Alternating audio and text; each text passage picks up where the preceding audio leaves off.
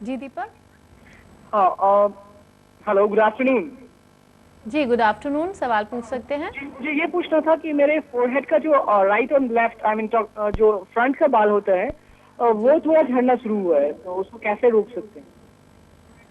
इस स्टेज पे तो आपका बहुत इनिशियल स्टेज है हेयर लॉस का, तो इस पे तो आप वही दो मेडिसिन जो मैंने बताया अप्रूव्ड मेडिसिन है, मिनॉक्सिडिल हुआ और फाइनास्टेराइड टेबलेट है, ये दो स्टार्ट कीजिए।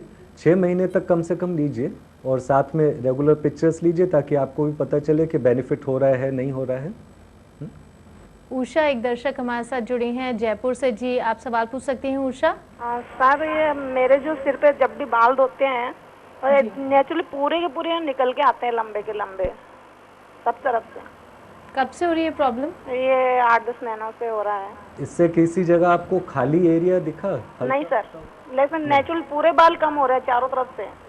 ठीक है, तो इसमें आपका कोई कारण पता चला क्या? कोई ज़्यादा टेंशन या हार्मोन चेंजेस या आपकी शादी हो चुकी है क्या? हाँ जी, मेरी उम्र है 38।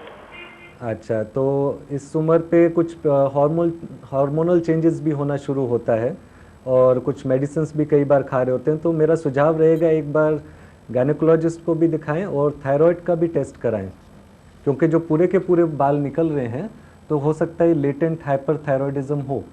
तो एक बार ये टेस्ट करा के आप कांटेक्ट करें, हो सकता है इसी से रोकथाम हो जाए। जी, और जब हम ये बात करते गंजेपन की, तो आपने बताया कि अलग अलग तरीके के भी होते हैं, क्या इसके टाइप से डिफाइन किए हुए हैं हेयर लॉस का? जी जी। हाँ जी, अलग अलग तरीके का होता है। जैसे मैंने बताया, एक मेल पैटर्न हेयर लॉस होता है, एक फीमेल पैटर्न हेयर लॉस होता है। ये दो बेसिक तो जेनेटिक हेयर लॉस है। फीमेल पैटर्न में चीर वाले एरिया से सिर्फ जाते हैं, हेयर लाइन ठीक रहता है। मेल पैटर्न में यहाँ टेम्पल से जाएगा, ऊपर से जाएगा।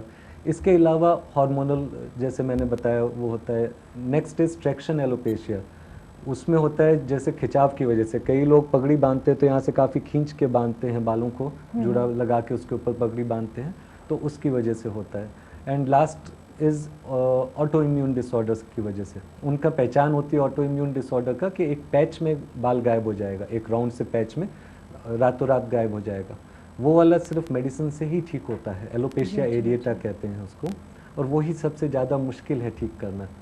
और लास्ट बट नॉट लीस्ट, वो जो बाल किसी बर्न से या सर्जरी के बाद या कीमोथेरेपी से जाएं, दैट ये ब्रॉड डिफरेंट वेज हैं जिससे हेयर लॉस होता है या गंजापन होता है। इसी पर अपनी चर्चा हम जारी रखेंगे। अगर आप भी इस समस्या से जूझ रहे हैं तो आप हमसे जुड़ सकते हैं। हमारे नंबर्स लगातार टीवी स्क्रीन पर दिखाए जा रहे हैं।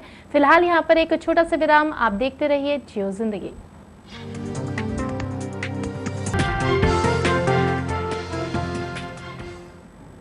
जियो जिंदगी में विराम के बाद आपका फिर से स्वागत है और आज हम चर्चा कर रहे हैं गंजेपन के बारे में। अगर ये समस्या ज़्यादा बढ़ जाए तो हेयर ट्रांसप्लांट इसका एक उपचार हो सकता है। इस पर अपनी चर्चा जारी रखेंगे, लेकिन एक दर्शक इस समय हमारे साथ जुड़े हैं फोन लाइन पर। नासिक से अजीत हैं। जी अजीत, क्या सवाल है आपका? हाँ, मैं नासिक से अजीत कुमार गुहा बोल रहा हूँ जी। नमस्ते। मेरे उम्र के 30 साल से बाल सफेद होना शुरू हो गए हैं और मैं एक गोदरेज हेयर डाई यूज करता हूँ, लेकिन अभी मेरी उम्र 60 साल है, तो मेरे बाल 55 तो है, पूरे बाल हो चुके हैं, पीछे का भाग और सामने का भाग, थोड़े से बाल ही रह गए हैं। इसके लिए कोई उपाय बताइए।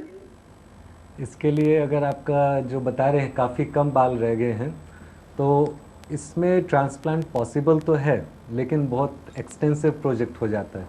इसमें जैसे दो हेयर ट्रांसप्लांट भी दो तरीके के होते हैं।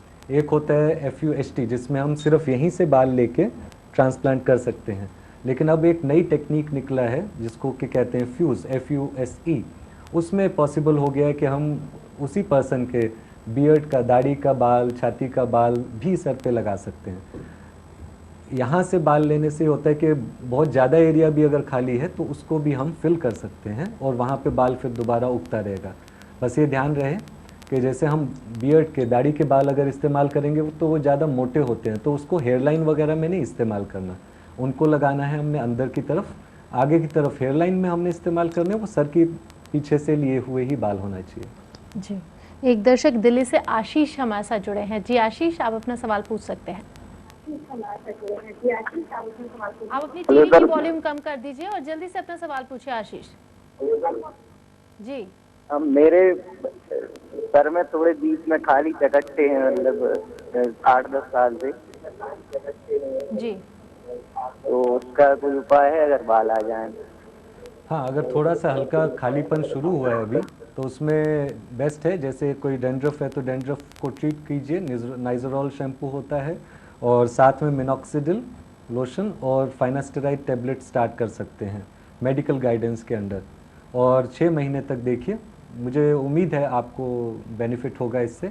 अगर हेयर लॉस प्रोग्रेस करता है, जितना है उससे ज़्यादा होता है ओवर पीरियड ऑफ टाइम, तब आप ट्रांसप्लांट करा सकते हैं। अनामिका एक दर्शक हमारे साथ दिल्ली से हैं। जी अनामिका, आप सवाल पूछ सकती हैं। लगता है अनामिका से संपर्क टूट गया है। जब ट्रांसप्लांट की बात आती है, हेयर ट्रांसप्लांट की बात आती है, अगर सपोज कि आगे की तरफ से बाल गए हैं और वहाँ ट्रांसप्लांट किया है लेकिन पीछे से बाल वही हैं जो पुराने हैं, तो जो अंदर से प्रॉब्लम है बाल झड़ने की, उसे किस तरह से रोकते हैं आप, किस तरह से इसे मैनेज करते हैं? एज ऑफ प्रेजेंट अभी तक जो है मेडिकल साइंस जहाँ तक एडवांस की है, तो उसका कोई फुल प्रूफ मेडिकल ट्रीटमेंट नहीं है। जी जी। हम कोशिश कर सकते हैं दवाइयों से, मिनॉक्सिडिल से, फाइनास्टेराइड से, किसी किसी को सूट करता है और हेयर लॉस रुक जाता है जी। लेकिन इट्स नॉट लाइक, मैं ये नहीं कहूँगा कि 100% सक्सेसफुल होता है जी।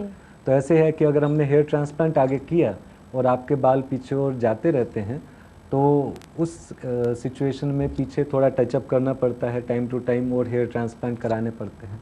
साथ ही साथ जो इंटरनल प्रॉब्लम है जिसकी वजह से वो भी लेना पड़ता है। एक्चुअली मैं गंजेपन को एक बीमारी नहीं कहूँगा, इंटरनल प्रॉब्लम नहीं है।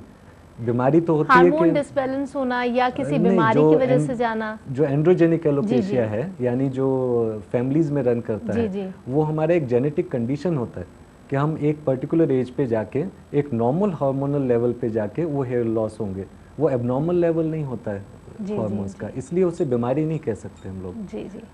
तो डॉक्टर बहुत बहुत आपका शुक्रिया, आपने तमाम जानकारी दी और हमारे दर्शकों के सवालों के जवाब दिए। निश्चित तौर पर उन्हें ज़रूर फ़ायदा होगा। बहुत बहुत धन्यवाद। Thank you.